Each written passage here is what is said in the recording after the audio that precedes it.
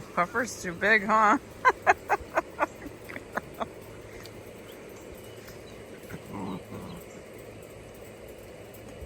Looks like somebody outgrew the third or fourth row. You gotta go to the next one, honey. Oh my goodness. There you go, Puffer. You're too big for the fencing. Oh my goodness, these dogs. Y'all are crazy. Crazy, crazy puppies. Living their best lives out here in the country.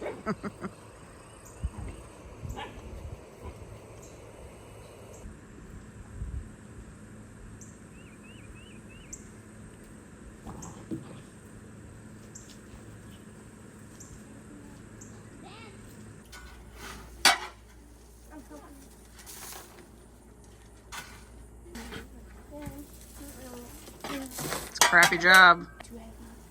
Yeah, we don't want to fill it too much. Look at this goat. Juniper. What are you two doing? We give this girl a pasture. She has access to fresh grass. And she's been hiding under the awning all day in a cage.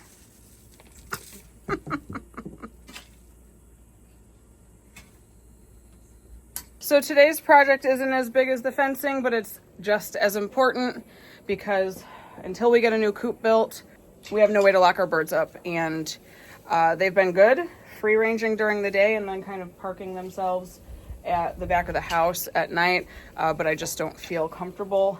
They've also been laying heavily in these brooders, and while I'm happy to be getting fresh eggs, it's just not a very good collecting system. It's hard to see in there and to reach and bend down in there. So we are going to actually cut this 6 cubicle rabbit hutch that Lewis built a couple years ago. We're gonna cut this in half. So he's got the top tier adhered to the bottom with just some screws, but I'm gonna have the boys use a reciprocating saw. We're just gonna saw the legs off and carry the top 3 to the back of the house. And that way they can have nesting boxes, they can get cozy in there, and we also have the ability to lock them. Yummy goat poop.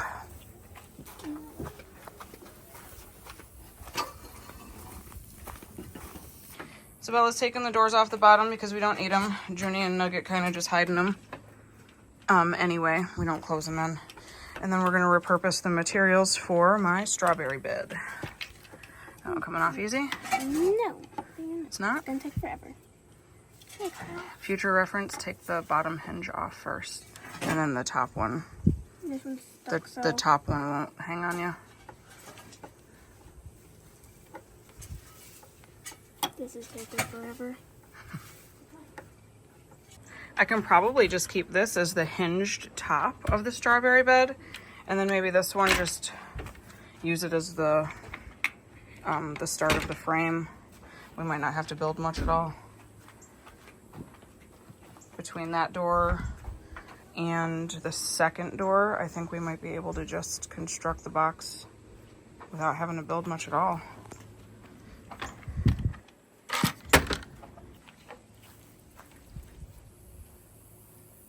She's trying to help you?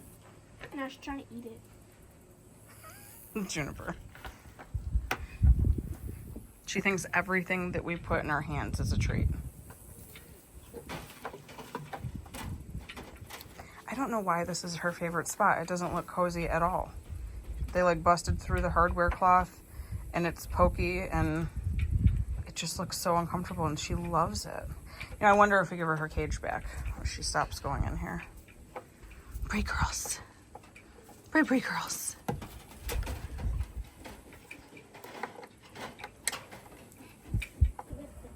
I think she's mad that you took her last door. What's that? Just stack them one in on the other. Stack one inside the other. We're just going to put them off to the side for storage for now. I'm sure they'll get used eventually. Or depending on the space we have, when I get this down, I might just incorporate those anyway. I just need to clear this spot first. Junie. Lazy girl today.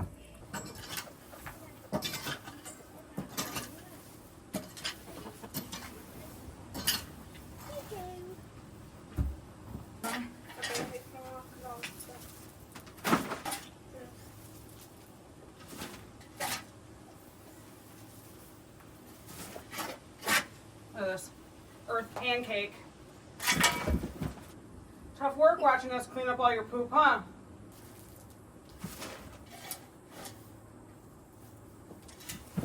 Damn the wood stuff.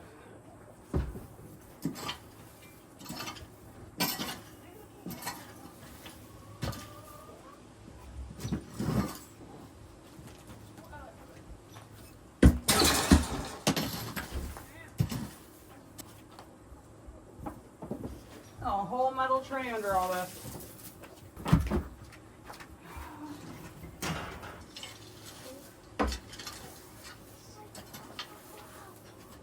All right, Bella. Yeah. Your turn to shovel.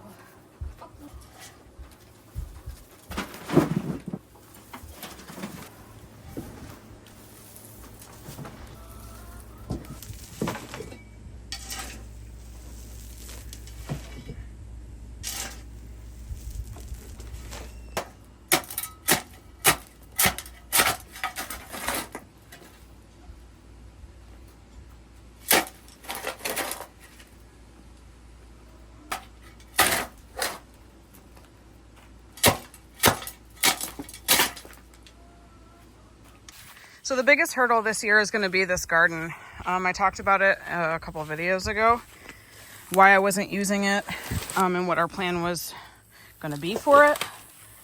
But if you're just tuning in for the first time, this was originally my 1,400 square foot garden. We received it empty when we moved into the house 6 years ago. Previous owners had built it because they were avid gardeners and canners and stuff. So it worked out really well that it was already up and fenced in. It was empty though. I don't really know how she gardened, if they just went right in the ground or if they had buckets or whatnot. But if you can see through all the weeds, a few years ago, David Hood from Hood's Custom Shop milled us a couple logs actually that we had, and we took the milled lumber home, and my husband built 10 garden beds. We went ahead and had some soil delivered, and our friend Victor, he came over with his skid steer. He was able to load all the beds for us, and it was great. It served its purpose for many, many years, but it doesn't look like it's far away. But the walk to the other side of the house over there to get in through the front door, to haul myself over here every day in the heat, it just was too much. Not only the heat, but as you can see, if you don't tend to this area regularly, it gets taken over very fast. So weeding, mowing, weed eating, it was all too much. It was a constant battle for me to keep up. And then I'm busy with, I still have 9 kids living at home out of 10. We have a lot of animals. We had another batch of puppies. And plus with canning and cooking meals and baking bread and all the things that I do, plus homeschooling, coming to the garden, hauling supplies over here in the heat, even in the cold, it sucks. So I was not here for the greater portion of this year. I just got home about 9-10 weeks ago. And when I got back, this is the condition that I found it in, and I'm not doing it. So I was city gardening, and although I hated being stuck in the city, I absolutely loved the bucket gardening that I was doing up there. I had a very tiny backyard. You couldn't really do much with it, but the space that I did have, like along the fence, the perimeter, was useful. I found that I couldn't grow a ton, but what I could grow, I could actually focus on just growing the food. I didn't have to worry about weeding. I didn't have to worry about bending into garden beds. I didn't have to worry about walking long distances because it was right out my back door there. And so when I got home, I decided to continue bucket gardening right out my front door. So as you saw in our last video, we finally got the new garden spot set up, and Lewis is going to fence it in, make me a gate. I'm actually going to be bringing my blue clawfoot tub that was originally in one of the bathrooms in our house. I had brought it out here because I had hoped to maybe grow sweet potatoes or something that was a deep-rooted crop, as well as my IBC totes. I never did get to plant in the bathtub, but I definitely want it up front because it is teal. It's my favorite color. and I think it would just be aesthetically pleasing, and it's old, and I love clawfoot tubs. So I think I'm going to put that up against the house where I did have my buckets before moving them. But this project's going to be hard because we can't, these, I'll show you. These weeds, you actually want to get the roots out. There's no budging, and they're everywhere. They're like, gosh, 12 to 15 feet tall, and the root systems are ridiculous. So my future plan for these IBC totes is to get them into the new garden space. We cannot do that until these weeds die back more and are more easily rippable. Once we can get the weeds out of these IBC totes, I can shovel all the soil out and we can haul them by hand up to the new garden space. Clawfoot tub is heavy by itself, but it's only full of leaves, dirt, and then like some of my pots apparently got put in here, but they all broke. This one cracked from being out in the elements. So I'm just gonna throw out anything that's plastic or garbage and dump all the leaves out. Me and the boys, or me and Lewis, can haul that up here. But yeah, this is gonna be an ongoing project for the next few months as the weather gets cooler. So our long-term plan is to completely demo this. We're gonna completely rip out the beds, strawberry bed over there, get the weeds out of here, maybe mulch them, I don't know.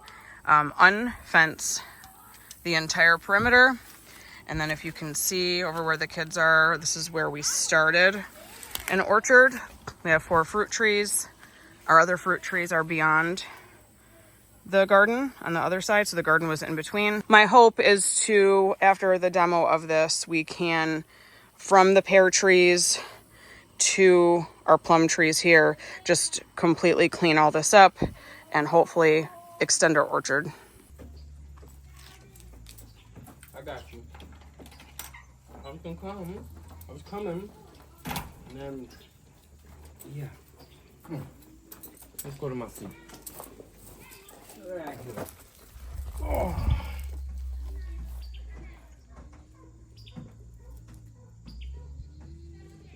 I think she was waiting for carrots. You were, huh? She wants carrots. I'm gonna call you Sven. She didn't want the celery. She wants carrots. You gotta snap it. Get your tongue out the way first of all. Snap it. We just give her the whole thing. She takes There it. you go. There you I go. can't believe she wouldn't take the celery because it wasn't. Oh, she'll take it if it's the only thing, but she smells the carrots. I know she smells them. Bougie. She's farm bougie. Oh, now she'll take the celery because you That's gave my her. side. You gave her the carrot.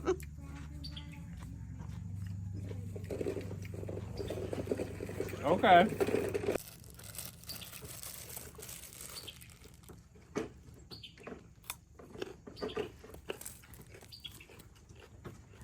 That was my side. Think it's funny?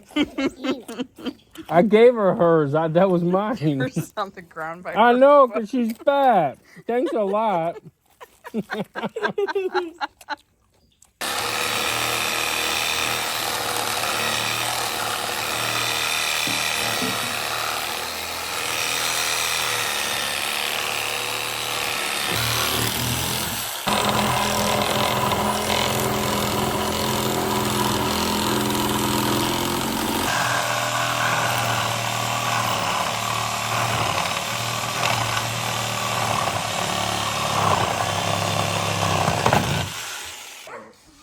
You and me will grab that side till we get to the end, and then I'll quickly run around and grab it and we'll set it down. Okay, understood. Make sense? Just let's do it. Giant Bravo. Giant Bravo. Bravo Charlie. Ready? Bravo Charlie. Where's the trash?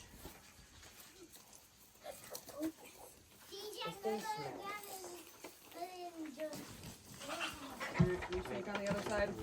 Got it? We got it. You go. Bring it over. You just gotta lift up higher. I don't want to pick up. Higher. Ow! Alright, stop right there. Stop right there. Got it?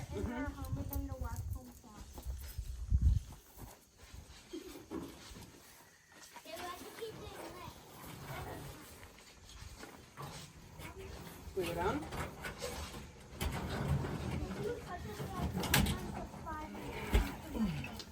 And then you can figure that part out. Yeah, the brick that was in there to hold the water is now going to hold the place. Looks so much better there than a bookshelf and some plastic rooters. Maybe we pull it down a little bit. More stable right there. Get up. Up against the wall. Stable? Like more stable than it was? That's perfect.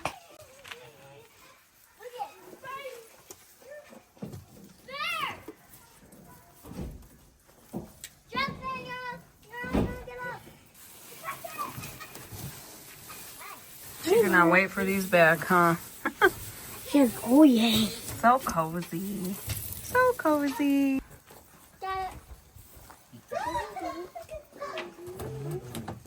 Don't scare her. She's checking both out, isn't she? She was just in the left one. Where is she? 0. You have your own little nest. She's just sneezed. She's so excited for a new house. Here.